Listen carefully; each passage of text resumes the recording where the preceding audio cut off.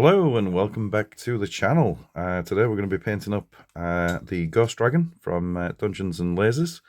It's one I unboxed not too long ago, and going to go through the sort of slap chop technique again, but I've done it slightly differently. There is a slap chop, obviously undercoated in black, and then I used Basalt Grey by Vallejo. And then something slightly different, I used Slaanesh Grey, because the dragon's going to have a purple hue to it. So I used the Slaanesh Grey to sort of establish a few of the purples in the model already. It might not be picking up very well on the camera because it was quite a subtle tone. And then I used Vallejo White just in the sort of highlight areas, such as the bits that are coming off the tendrils, on his face, front of his chest, shoulder blades, and like I say, all of the tendrils got a little bit of white, as well as the stonework at the bottom. So as we're here, we've got it undercoated. We're going to go for the first colour. I'm going to go with Magos Purple, contrast paint from Citadel, and we are basically painting all of the dragon flesh in that colour. And get a bit on my brush, and yep, so we're just going to go in, give it this nice purple colour all over, let all of that undercoat work. You can already see that it's definitely establishing sort of different tones. I'm not going to do the tendrils because we are going to do those in a different colour. So try and avoid those if we can. But all of its chest, its head, its face, it's not the end of the world if you do hit any of the tendrils, because we will, like I said, be doing them in a different colour. And hopefully it'll be deeper anyway, so we can work on that. She does have horns, but because she's a ghost dragon, the horns are going to be painted in the Magos Purple as well.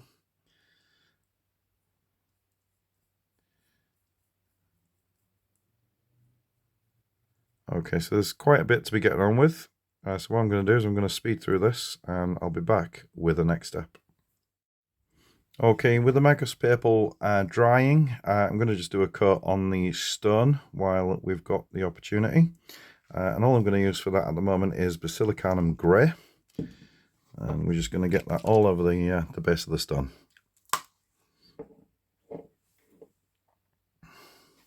Don't forget there are a few rocks at the bottom of the base as well, so make sure that we just kind of give them a coat, not just the one that it stood on. And we're just going to go all over with the Basilicanum Grey.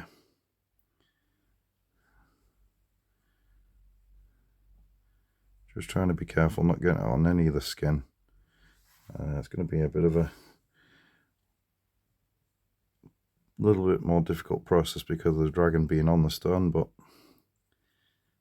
hey, that's what it is. Okay, so I'm going to crack that out, and I'll be back with the next colour once everything's dry. So with the stone dry, the body dry, I went ahead and coloured all the tendrils anyway, because I'd remembered I'd done an undercoat in white just to make them slightly lighter anyway.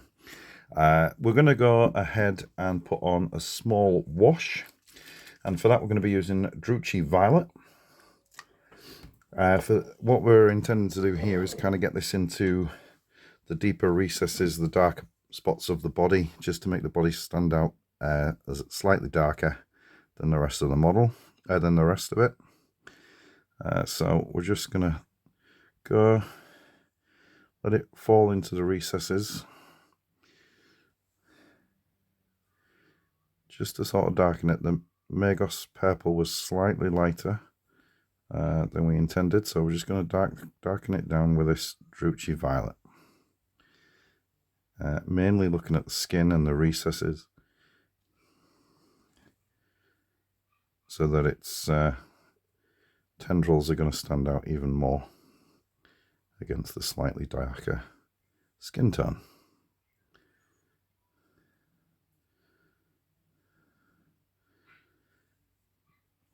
Like I say, we're just working on the body here. These plates at the front, in all the recesses down the centre.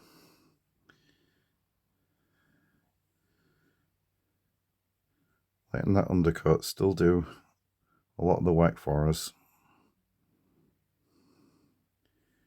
Still keeping the highlight spots slightly lighter. But what we're doing here is just deepening and darkening all the recesses. Okay, so this is going to be fairly slow progress. So I will crack on and we'll be back with the next step. Okay, so with all that dry, we're going to go ahead and get some dry brushing on. And what we're going to be using here is Slanesh Grey. And we're just going to be dry brushing all the tendrils all over the dragon. We're just going to sort of get them into a sort of slightly lighter tone. Going to maybe catch the edges of the armor at the front there as well. And it's probably best to start off quite lightly. And if you need to, do a second round of dry brushing. Better to do it lightly and go back again than it is to overdo it on the first pass. So that's all we're doing. We're just going to slowly build up the colour on the tendrils all over the dragon. And create that slightly lighter diffuse. It's actually quite a much lighter colour, to be fair. But we're going to have the contrast, so we've got 3 different tones of purple. We're going to have the base colour that we've used. Then we're going to have that slightly darker wash that we used. And then this is our sort of light tone, just to tie it all together. And like I say, just nice and slow. Just build it up little at a time. And you can always come back for a second pass if you don't think you've got enough. Okay, so I'm going to crack on. We're going to go around, get the rest of it done. You can see already that it's making quite a big difference to where I've been. And I shall catch you with the next colour. Okay, so with the Slanesh Grey covered, we're going to move on. We're going to be moving on to Emperor's Children. And for this, we are literally just going to brush the very tips of the tendrils, just to give them that sort of slightly pink look.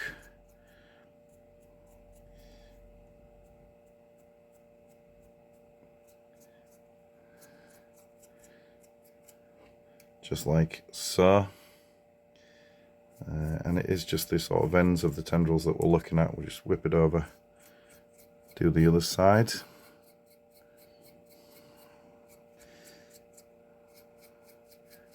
And like I say, we're just going to go around, do the rest of them, and then it's just the finishing off stages, touching up, and then we're about done. Okay, I'll crack on and go on with that part. And here we go, the finished article. Okay, I did just coloured in the eye off camera, did that in Mephiston red, and just did some skeleton horde contrast on the nails, but that's all I did off camera. So we've got the nice Emperor's Children pink coming through on the tendrils, flashed over a little bit on the wings as well, and there we are. Really nice model to paint. Didn't take too long at all, especially using the sort of slap chop contrast methods. I saved a lot of time, and I think she's come out pretty well. There she is. Okay, so if you'd like to see more, then please like and subscribe, and hopefully I shall catch you in the next one.